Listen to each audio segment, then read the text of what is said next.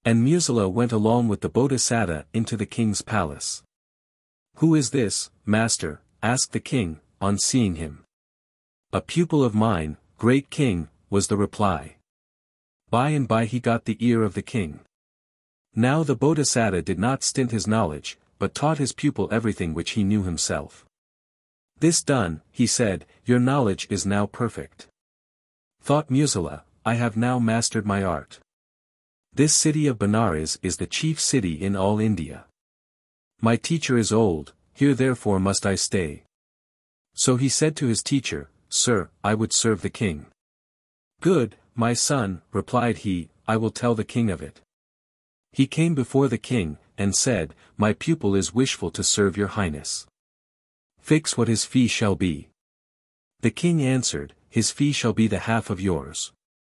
And he came and told it to Musala. Musala said, "If I receive the same as you, I will serve, but if not, then I will not serve him." 251. Why? Say, do I not know all that you know? Yes, you do. Then why does he offer me the half? The Bodhisattva informed the king what had passed. The king said, "If he is as perfect in his art as you, he shall receive the same as you do." This saying of the king the Bodhisattva told to his pupil. The pupil consented to the bargain. And the king, being informed of this, replied, "Very good. What day will you compete together?" "Be it the 7th day from this, O king." The king sent for Musala. "I understand that you are ready to try issue with your master." "Yes, your majesty," was the reply. The king would have dissuaded him. "Don't do it," said he, "there should be never rivalry between master and pupil." "Hold, O king!" cried he. "Yes, let there be a meeting between me and my teacher on the 7th day, we shall know which of us is master of his art." So the king agreed, and he sent the drum beating round the city with this notice, "Oh yes. On the 7th day Guttala the teacher, and Musala the pupil, will meet at the door of the royal palace, to show their skill. Let the people assemble from the city, and see their skill." The Bodhisattva thought within himself, "This Musala is young and fresh, I am old and my strength is gone. What an old man does will not prosper. If my pupil is beaten 120, there is no great credit in that. If he beats me, death in the woods is better than the shame which will be my portion." So to the woods he went, but he kept returning through fear of death and going back to the wood through fear of shame. And in this way 6 days passed by. The grass died as he walked, and his feet wore away a path. At that time, Sakka's throne became hot. Sakka meditated, and perceived what had happened. Guttala the musician is suffering much sorrow in the forest by reason of his pupil. 252, I must help him. So he went in haste and stood before the Bodhisattva. "Master," said he, "why have you taken to the woods?" "Who are you?" asked the other. "I am Sakka." Then said the Bodhisattva, "I was in fear of being worsted by my pupil, O king of the gods, and therefore did I flee to the woods." And he repeated the first stanza 121. "I had a pupil once, who learnt of me the 7-stringed lute's melodious minstrelsy. He now would fain his teacher's skill outdo. O Kosilla 122. Do thou my helper be." "Fear not," said Sakka, "I am your defense and refuge," and he repeated the second stanza. "Fear not, for I will help thee at thy need. For honor is the teacher's rightful meed. Fear not. Thy pupil shall not rival thee. But thou shalt prove the better man indeed. As you play, you shall break one of the strings of your lute, and play upon 6, and the music shall be as good as before. Musala too shall break a string, and he shall not be able to make music with his lute, then shall he be defeated. And when you see that he is defeated, you shall break the 2nd string of your lute, and the 3rd, even unto the 7th, and you shall go on playing with nothing but the body. And from the ends of the broken strings the sound shall go forth, and fill all the land of Benares for a space of 12 leagues. 253, with these words he gave the Bodhisattva 3 playing dice, and went on, when the sound of the lute has filled all the city, you must throw one of these dice into the air, and 300 nymphs shall descend and dance before you. While they dance, throw up the second, and 300 shall dance in front of your lute, then the third, and then 300 more shall come down and dance within the arena. I too will come with them, go on, and fear not. In the morning the Bodhisattva returned home. At the palace door a pavilion was set up, and a throne was set apart for the king. He came down from the palace, and took his seat upon the divan in the gay pavilion. All around him were thousands of slaves, women beauteously apparelled, courtiers, Brahmins, citizens. All the people of the town had come together. In the courtyard they were fixing the seats circle on circle, tier above tier. The Bodhisattva, washed and anointed, had eaten of all manner of finest meats, and lute in hand he sat waiting in his appointed place. Sakka was there, invisible, poised in the air, surrounded by a great company. However, the Bodhisattva saw him. Musala too was there, and sat in his own seat. All around was a great concourse of people. First the two played each the same piece. When they played, both the same, the multitude was delighted, and gave abundant applause. Sakka spoke to the Bodhisattva, from his place in the air, "Break one of the strings," said he. Then the Bodhisattva brake the B string, and the string, though broken, gave out a sound from its broken end, it seemed like music divine. Musala too broke a string, but after that no sound came out of it.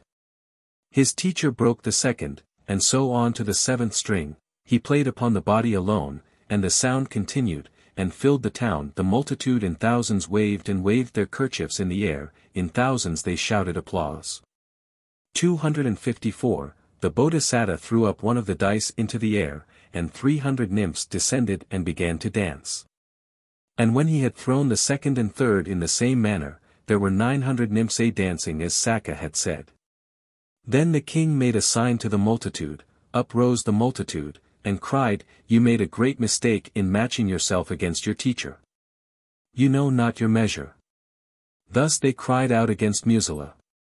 And with stories and staves, and anything that came to hand, they beat and bruised him to death, and seizing him by the feet, they cast him upon a dust heap.